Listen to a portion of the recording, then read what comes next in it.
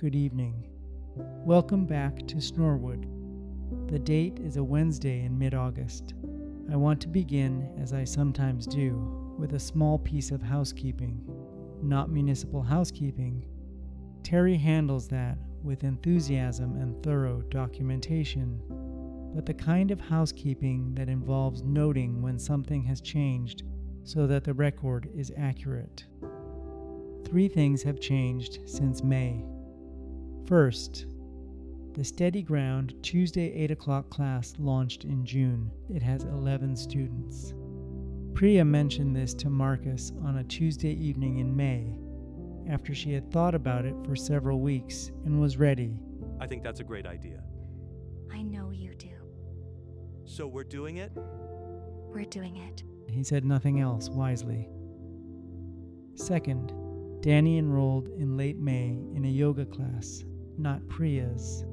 She felt that would be complicated, the student-employer dimension, but a class in a town 40 minutes east on Sunday mornings, which she drives to in a car she bought in June.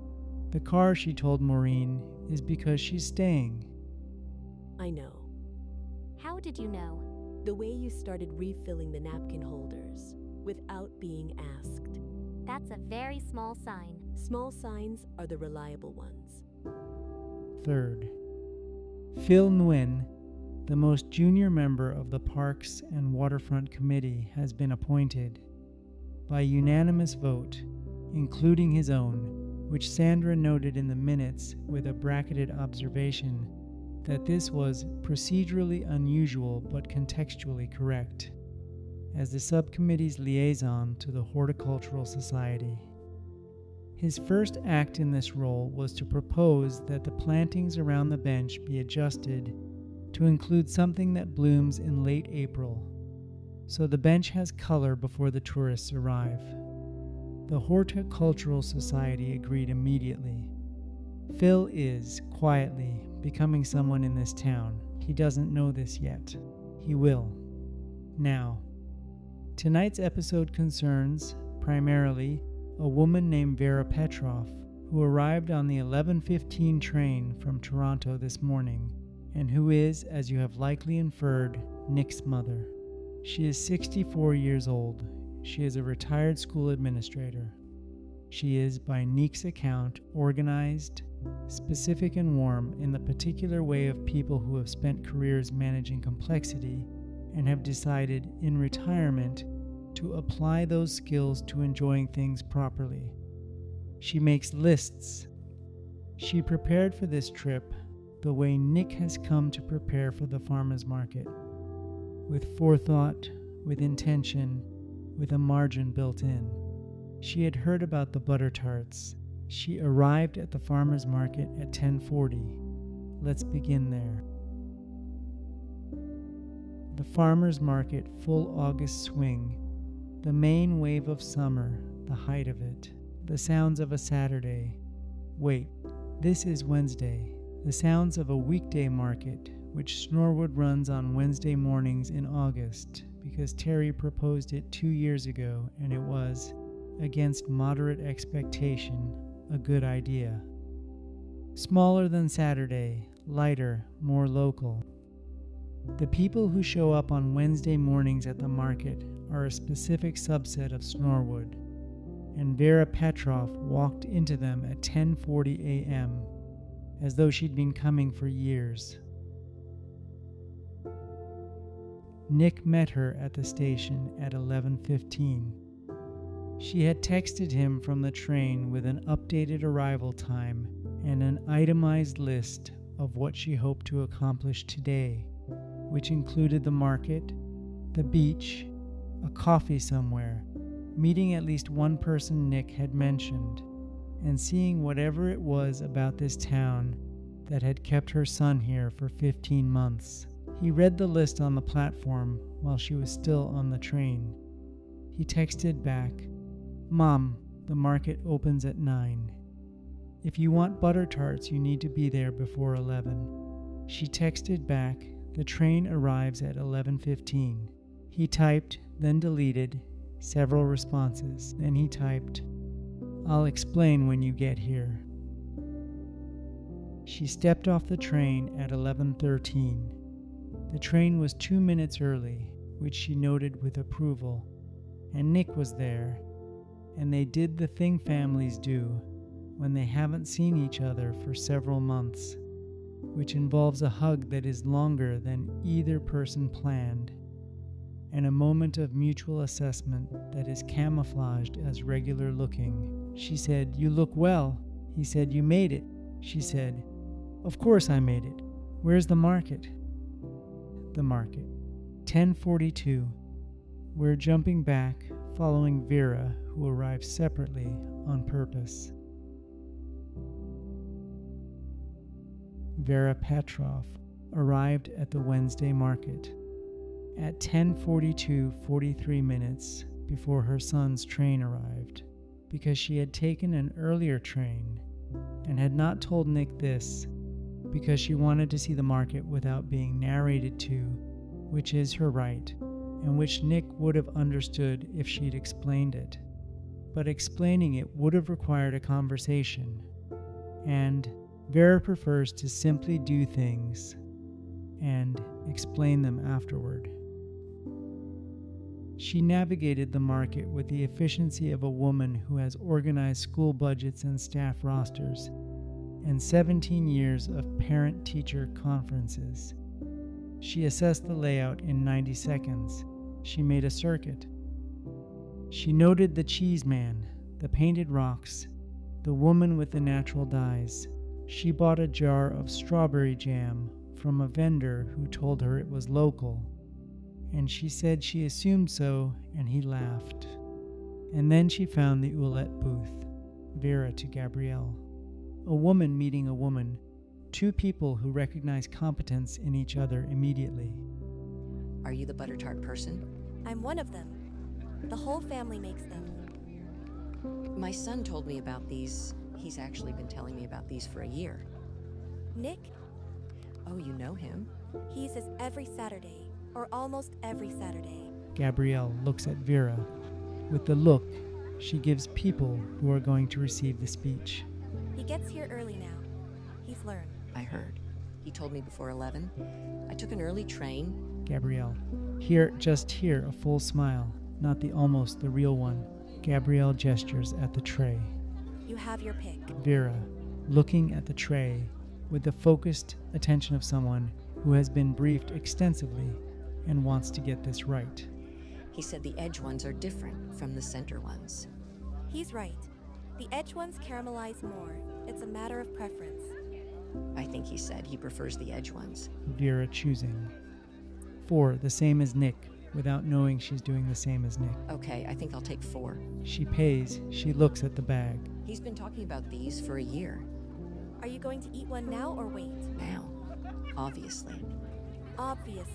Vera Petrov ate a butter tart standing at the Oulette booth at 10:44 on a Wednesday morning in August. And then she stood there for a moment with the bag in her hand. And the expression of someone who has been told something is good and has discovered it is more than good. It is correct. It is the thing it was described as, and then some, she said to Gabrielle, who was already serving the next customer, not loudly, just clearly. He was right about these. He usually is about things here. He told me you were coming. Said to make sure you got here before 11. I took an early train. I know. I can tell. You have the same look he had the first time. The first time he got here early enough. What look? Like you understand something now that you didn't before. Enjoy your visit. She sat on the bench near the market entrance. The same bench where Nick has eaten his Saturday tarts since September. She ate a second tart. She put the remaining 2 in her bag. She took out her phone and typed a text to Nick that said, "I'm at the market. I got the butter tarts. I understand now." Then she put her phone away and looked at the town around her. She told me later. I spoke with her. For quite a while, she's an excellent interview subject. She has the historian's instinct for the telling detail. She told me that what she noticed first was the slowness, not in a negative sense. She said it moved at the right speed. She said she'd forgotten what the right speed was. I said, in Toronto, you don't notice that everything is going too fast because everything is going too fast and you're in it. You only notice from outside. She said, Nick looks like someone who's found the right speed. She said this while eating her third butter tart, which she had removed from the bag with the intention of saving and then eaten anyway, and which she found she did not regret. The fourth one, she said she is more disciplined than Nick.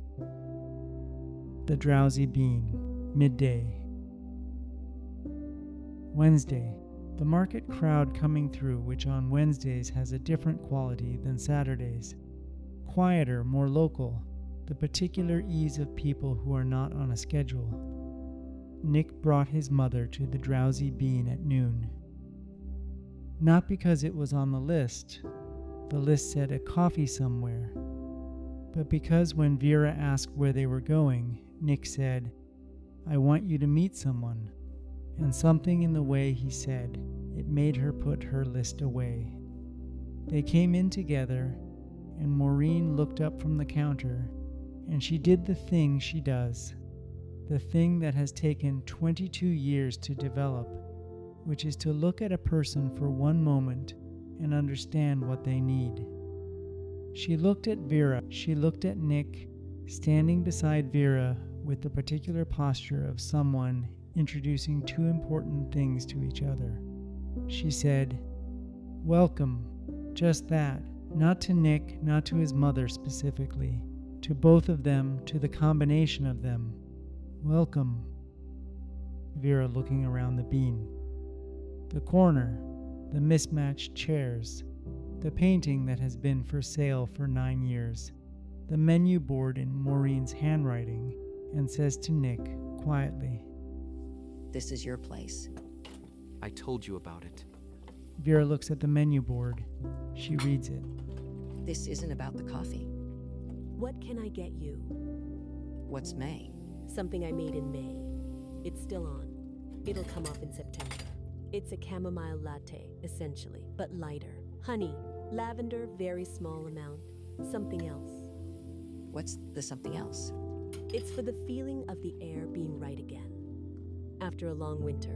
She says it simply, like an ingredient. It doesn't have a name, it's just the feeling. Vera pauses. A woman encountering something she wasn't expecting. I'll have that. And a shortbread if you have one. I always have one. Vera pauses. A woman encountering something she wasn't expecting. Oh, that's... Right? You look like yourself. Yeah, I know. Good. Tell me about the people. They sat at the corner table. The good one. The one by the window that looks out at the street. The one where Maureen sits in the evenings with her decaf. Maureen doesn't usually give that table away. She doesn't have a policy about it. It's not reserved, but it's hers. And people who come in regularly understand this without being told, which is the Snorewood way of understanding things. She gave it to Nick and his mother.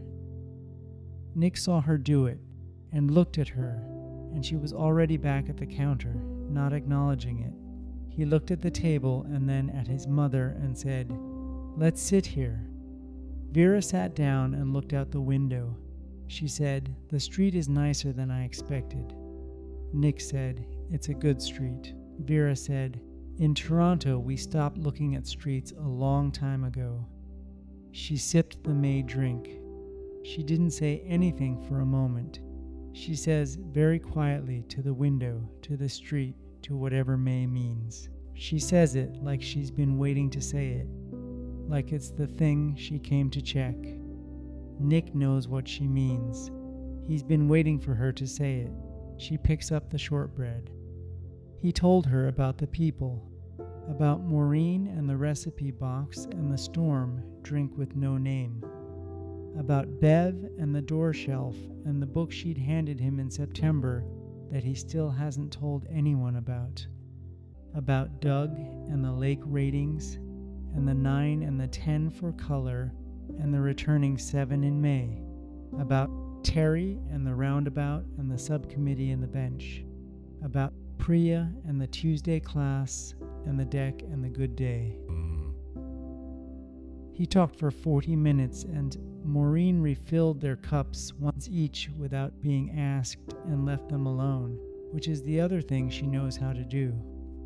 Vera listened with the attention of a woman who has been worrying about her son, in the particular quiet way of mothers who have decided not to say they're worrying for 15 months. And as she listened, something in her face changed, not dramatically. Something slight, the way things change slightly in Snorewood, where the meaningful movements are all small. She stopped worrying. She could afford to stop because she could see, in the 40 minutes of him talking about these people, about this town, about the lake by sound and the bench and the log and the butter tarts, she could see that Nick had done the thing he came here to do. He'd found the right speed. He'd come back to himself. She ate the 4th butter tart with her 2nd cup. She didn't regret saving it. The beach, mid-afternoon. The August beach, the fullest version. People, children.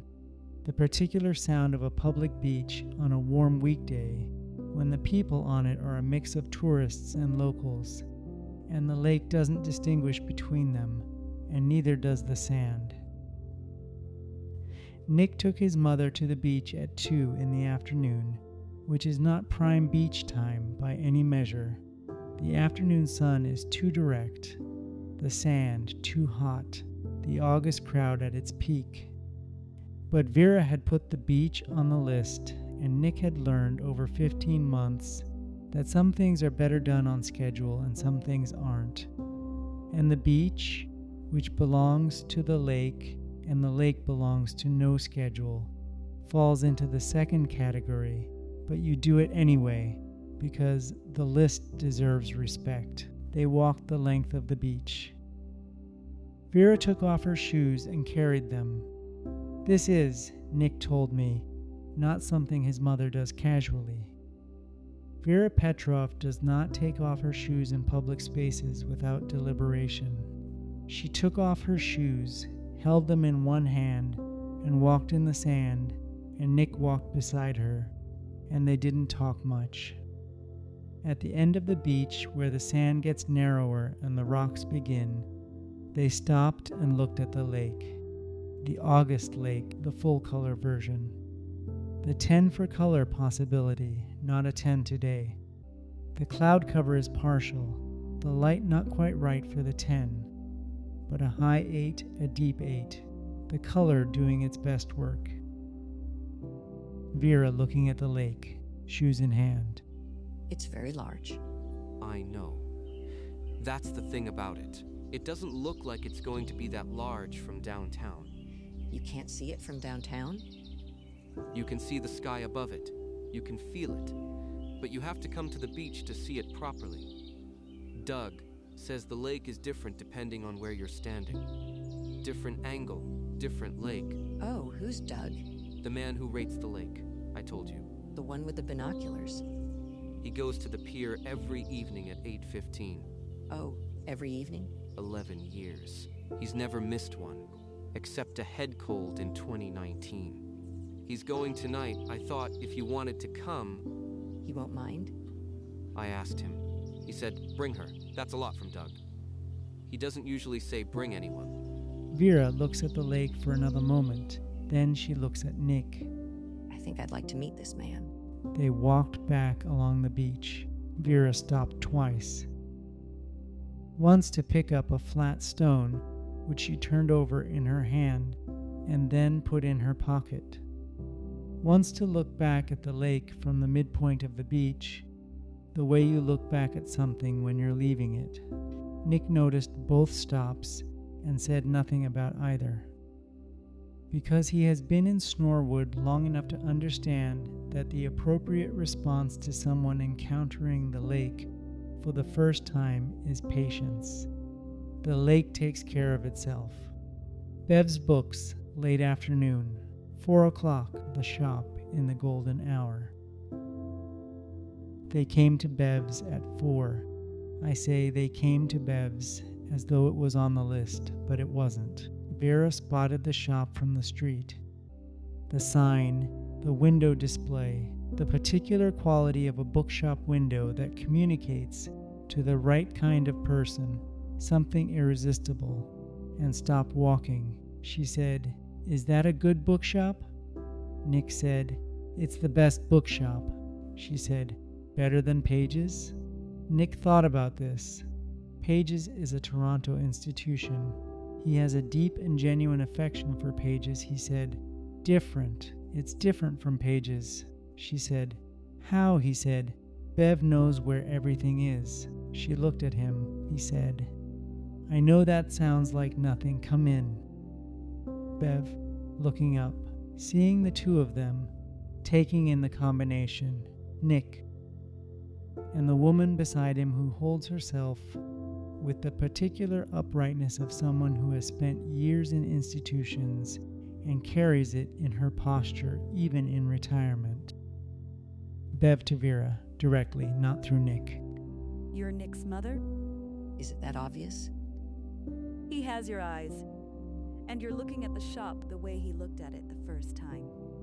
Like you were deciding whether to trust it. Take your time. If you need something, I'm here." Vera to Nick, very quietly. I really like her. Vera walked through the shop for 20 minutes. She didn't ask Bev for help. Not yet. She wanted to find the limits of the system first, which is the administrator's instinct. Test the edges before you request assistance. She found the fiction, broadly speaking. She found something she'd been looking for in Toronto and hadn't been able to locate. She found 3 books she didn't know she wanted. At the end of the 20 minutes, she came to the counter with 4 books and a question. Do you have Crossing to Safety by Wallace Stegner? Third shelf, from the left, 4 in from the end. The one with the green spine. It's on the autumn shelf, but you can have it now. Vera goes and gets it and comes back. She puts all 5 books on the counter and looks at Bev. My son told me about a book you gave him in September. He won't say which one. Bev takes a pause, the slight pause of someone deciding. No, that's his. Oh, I'm not asking you to tell me. I wanted you to know I know there is one. Bev looks at Vera for a moment, rings up the 5 books, and then quietly, while putting them in the bag. It was the right book. Vera. Something releases in her slightly. I thought so. She pays at the door. I'll be back tomorrow morning. Before the train. I open at 9. Bev watched her go. Then she looked at Nick, who was still at the counter. Good mother. I know. The autumn shelf has Crossing to Safety on it for a reason. Make sure she reads it before October. I'll tell her. She'll read it anyway, I could tell. She has the look. What look? The look of someone who reads to find out things that are true. Same as you. Doug Parkinson met Nick and Vera at the entrance to the beach path at 8:10. He was, as always, 5 minutes early to being on time, which Nick has come to understand is Doug's definition of punctuality. He had the binoculars, he had the notebook, he had, additionally, a thermos with 2 cups clipped to it, which Nick had not seen before. Doug to Vera, shaking her hand with the directness of a man who doesn't do small talk, but does do real talk. Doug Parkinson. Vera Petrov. Thank you for letting me come. Nick said you wanted to see the pier. Doug hands her a cup from the thermos. Tea. It's not cold yet, but it gets cold on the pier in the evening, even in August. Vera, accepting the cup with a recognition of a kindness done practically. Thank you. Doug, already walking. The rating happens at the end. On the way out, I'll explain the scale. On the way back, I'll give the number. You can observe, but I do it alone. The end of the pier is where I work. Understood. Doug, glancing at her. something in the glance that is approval. Nick said you're from Toronto.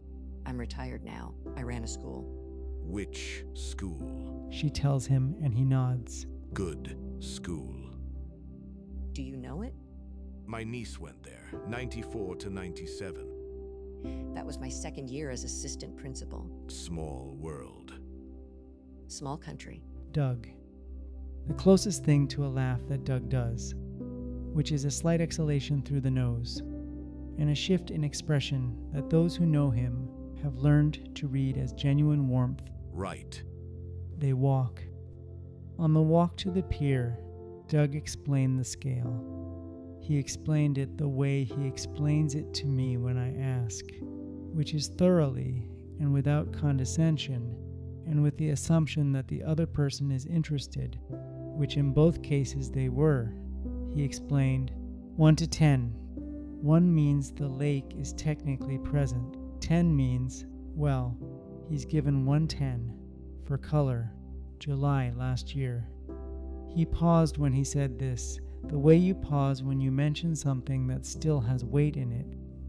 He explained the components, color, choppiness, smell, and then the overall, which is not an average, but is its own thing, a gestalt of the evening that takes all of them into account, and then includes something else that doesn't have a name, the thing you can only get by standing at the end of the pier and looking. Vera listened. She asked 2 questions, good questions, specific questions about methodology, because she is a woman who ran a school and understands systems, and asks about methodology as a form of respect. Doug answered them carefully. At the entrance to the pier, he said, I go to the end alone. You can wait here or walk partway. But the end is where I work. Vera said, we'll wait here, Nick. And his mother stood at the entrance to the pier and watched Doug walk to the end of it. The August evening around them. The lake, very large and very present, doing the full-color summer thing. Vera quietly, watching Doug. So he does this every evening? Every evening. Why? Nick pauses. He's thought about this. He has the answer, but he wants to say it right. Because the lake is different every evening, and someone should keep track. And because I think it's the thing he chose. The walk and the pier and the rating. He chose it 11 years ago and he keeps choosing it. He told me once, the 5s are why you recognize the 9. I think what he means is, you can't just show up for the 9s. You have to do the whole thing, all of it. The ordinary evenings and the unremarkable ones and the ones where nothing happens, and you give it a 5 and you write it down and you come back tomorrow. That's the commitment. That's the whole commitment.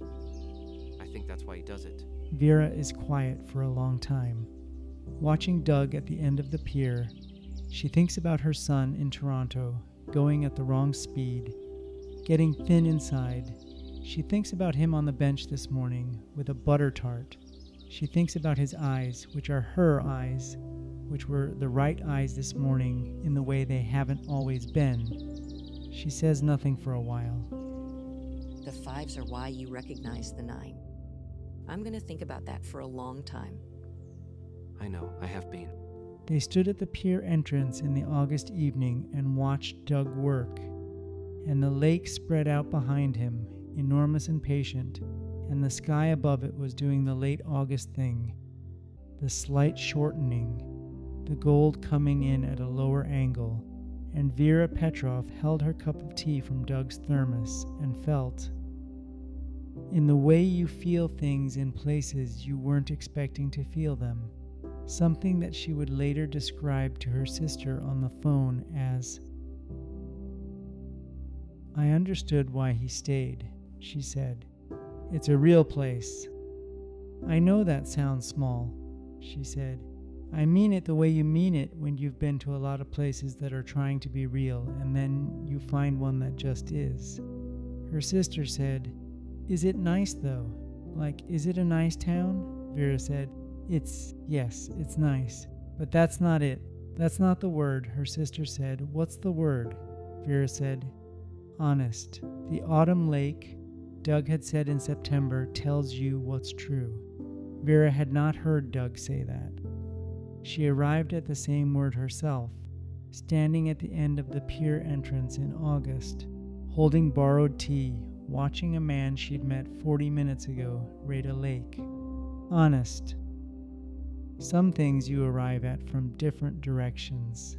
Doug returning from the end of the pier, notebook open, the look of a man who has just done the thing he does. Ready. Ready. Color tonight, 9. He says this without fanfare, as a fact. The August color, the deepest blue-green. I've given this color a 9 3 times. Tonight is the 4th, choppiness. 2, flat for August, long, slow swell. The lake is resting, smell, 7. The warm top and the cold underneath, August 7. He looks at Vera. Overall, tonight, 8. A late summer 8. The 8 that knows August is ending. The 8 that has everything and knows it won't have it much longer and is not sad about that. Just present with it. Doug closes the notebook and looks at her. Do you want to give it a number? I've never done this before. It's your first time. First-time ratings are different. They're not in the regular record. He opens the notebook to the back. There is a section in the back, in pencil, in the margin, that has 3 entries. Nick's is there, from November, unofficial, logged in pencil. Phil's is there, from a committee walk in June, and one other that I haven't been able to read over Doug's shoulder. He holds the pencil out. Vera takes the pencil. She looks at the lake. A long pause. A woman from Toronto, retired, standing on a pier in a small town on the shore of Lake Ontario, being asked to rate the lake. She looks at the color, the 9 for color, the deep blue-green. She smells the air, the warm top and the cold underneath that Doug described. She feels the swell through the boards of the pier. She looks for a long time. Then, 8? But a first-time 8. An 8 that doesn't know what the other 8s have been, so it's just responding to this one. This evening. This specific lake. She hands the pencil back. Is that allowed? Doug writing it down, in pencil, in the margin. That's exactly right. He writes, V. Petrov, first visit, August, 8 first time. He looks at what he's written. An 8 that only knows itself. That's a pure rating. He closes the notebook. He writes about 4 unofficial ratings in the back of his notebook. In the 11 years he has been doing this, he has offered the pencil to 4 people. I was the first, February, 3 years ago, on a walk I joined uninvited and which Doug had tolerated, and then on the pier unexpectedly extended this gesture. I gave it a 6. He said, right. He wrote it down. I've thought about that 6 many times. I think it was right. I think I was a 6 that evening, uncertain, midwinter, in the middle of something I couldn't see the end of. The lake reflected it back, an 8 that only knows itself. That's something, that's really something. The Drowsy Bean, 9 o'clock. The sign turned. Maureen at the window, but tonight. Different. There is a 4th person at the window table. Maureen and Nick and Vera, the 3 of them with cups in the last light of the Drowsy Bean evening. Maureen does not usually have people at the window table after close. This is a fact. I want to note it clearly. This is not a thing Maureen does. Tonight she does it. She made them each a cup of something. Nick got the storm drink because it was on his face that he needed the storm drink, which Maureen can read as easily as the weather. Vera got the May drink because Vera got the May drink at noon and had been thinking about it since, and Maureen saw her come in and made it before she sat down, and Maureen made herself a decaf and sat with them. This is not a thing Maureen does. Maureen at the window. Her window, the window she has been sitting at for 22 years, now shared. What time's your train? 11 tomorrow. That's a reasonable amount of time.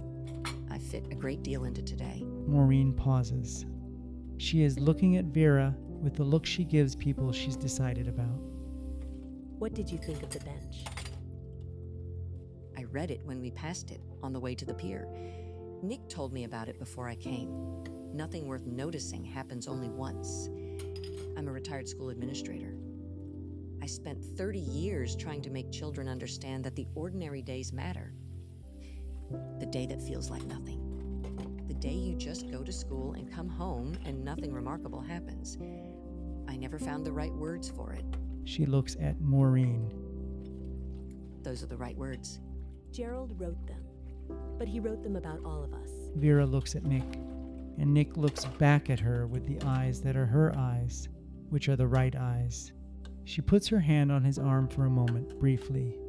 Then she takes it back and picks up her cup to Maureen. The May drink. Can you tell me? Not the recipe. I don't need the recipe. Can you tell me what the feeling is? The one it's for? Maureen pauses, giving it the care it deserves. It's for the end of the long part. Not spring, not summer. The moment right before summer, when you realize the cold is actually over. Not almost over. Over. When the window opens and the air comes in and it's right. It's for that. Vera quietly. To the window, to the street, to the May evening that is already August, but is still somehow exactly this. The end of the long part. Yes, that's it. That's exactly it. They sat at Maureen's window table until 9:40, which is 40 minutes past close, which I will note for the record is a Drowsy Bean record that may never be broken. Danny locked up and left at 9:15, and on her way out she looked at the three of them at the table and looked at Maureen. And Maureen gave her a nod, and Danny nodded back and left without a word, because she has learned in 2 years how to read what Maureen is doing, even when it's something Maureen has never done before. Vera Petrov left the next morning on the 11 o'clock train. She was at Bev's books at 9:01. She bought 2 more books. She asked Bev one question, not about Nick's book. She'd kept her word. She didn't ask. She asked about the autumn shelf. Nick told me about the shelves. He said you change them with the seasons. I do. What's coming in September? I haven't decided yet. Come back in September, and I'll tell you. I'll do that. She came back in September. She's become a regular in the way that people who don't live in Snorewood can be regulars. Once a month, sometimes twice, the 11:15 train, the market, the bean, Bev's. Doug's pier on the evenings she can make it. She has 4 pencil ratings in the back of the notebook now. 2 8s, a 7, and a 9, which she gave on a November evening. When the lake was doing something she said she didn't have the words for, and Doug said, 9. She said, 9. He wrote it down. Nick told me in October that his mother had called him after the September visit. I understand the log now. What do you mean? You're keeping track of the ordinary evenings, like I should have done. Like we should all be doing. It's not too late. No, it's not. She started a journal in September. She called it the log. She hasn't missed an evening. The dispatch station. Wednesday night. Nick, post-visit, post-pier, post-Maureen's window table, the lake outside, the summer lake, the August lake, the full-color version, the log open. Nick and his voice tonight is full, that is the word. The word he said in September when he was talking about getting back what he'd lost. Wednesday, August 13th. My mother came today. She got the butter tarts at 10:42. She got 4. She ate 2 at the booth and saved the other 2, and ate them over 2 days. She's more disciplined than me. She rated the lake with Doug tonight. She gave it an 8. Doug called it a pure rating. An 8 that only knows itself. I've been thinking about that since the pier. An 8 that only knows itself. I wonder if that's what I was when I arrived here. A rating that didn't know the scale yet, that had nothing to compare itself to except itself. Didn't know what an 8 was or wasn't, just responded to the evening in front of me. And then over time, over the ordinary evenings, the 5s and 6s and the 1, 9 and the 10 for color. I learned the scale. I learned what the evenings were, what they meant in relation to each other. I think that's what a year does. A year of ordinary evenings. It gives you the scale. My mother looked at this town for one day and she called it honest. She didn't know that Doug uses the same word for the autumn lake. She arrived at it herself. Some places just are honest. They don't try to be. They just are. She's going to come back in September. And after that, I told her, bring an extra bag for the books. She said, I already have one. She already has one. Lake Tonight by Sound, 9. Maybe 9. The summer 9, the deep color, warm evening, late August 9 that Doug would confirm tomorrow if I asked him. I won't ask. I'll let the 9 be mine tonight. Unit 14, 11:08. Arrived early, the temperature dropping, the first hint of something. Not autumn yet, not nearly, but the suggestion of it, the direction. I logged it. I dispatched. I went back to the evening. My mother sat at Maureen's window table tonight. She drank the May drink and she said, the end of the long part. She knew what it was for. Of course she knew. She has my eyes. The lake. The August lake. The 9 for color. The deep blue-green. The full summer version. The one that will not last much longer and knows it, and is present with it, just present with it, without sadness. The town.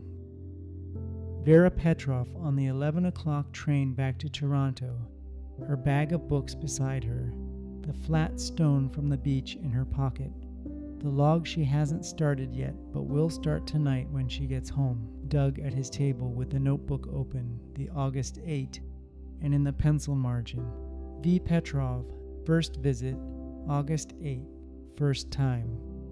Maureen at her window, just a few more minutes, the street quiet, the sign turned. Bev in the chair deciding the September shelf. Terry, the subcommittee notes, the bench in the world. Priya, the Tuesday 8 o'clock, 11 students, the deck still open for 3 more weeks. Phil, somewhere, becoming someone.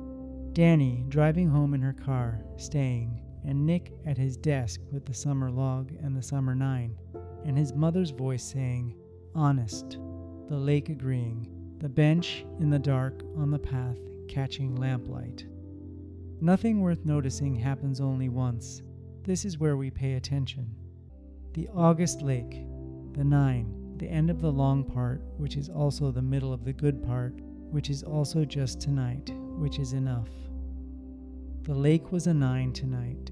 Doug's 9, Vera's 8.